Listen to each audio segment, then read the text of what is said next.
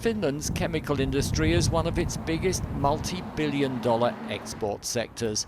Right now, it's almost totally dependent on Russian gas.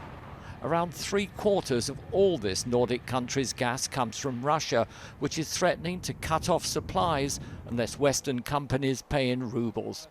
The country, though, has been preparing for the worst for a while. Gas prices started escalating from last autumn, and the actors in the gas wholesale market, they realize something is happening with the Russian supply. We cannot trust the deliveries from Russia anymore, as we have been trusted them for several decades before. But something is happening, we should source from somewhere else. Finland does have an alternative source of gas. There's an undersea pipeline from Estonia, about 80 kilometers away across the Gulf of Finland. It opened 2 years ago, but it's going to take time for it to make up for the loss of Russian gas.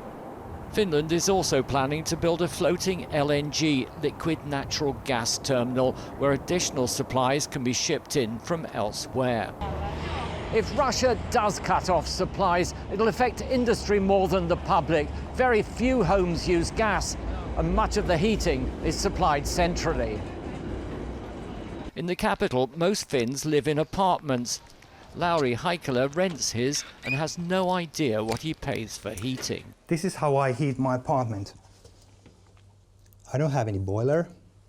The whole apartment doesn't have any boiler, or the building. It all comes from the district heat plant. The cost is covered in the rent or management fee. Each district has its own heating plant, which pumps hot water into every building. Some of the plants do use gas, but can switch to coal or biomass. There's no shortage of wood in Finland for biofuels, and much of its electricity already comes from alternative sources such as nuclear power, hydroelectric and wind. But it's industry which remains heavily reliant on gas. Chemical is the largest, along with metal refining, paper, pulp and food processing. And while businesses are likely to feel the brunt of a Russian cut-off, the impact is likely to be passed on to consumers further down the line.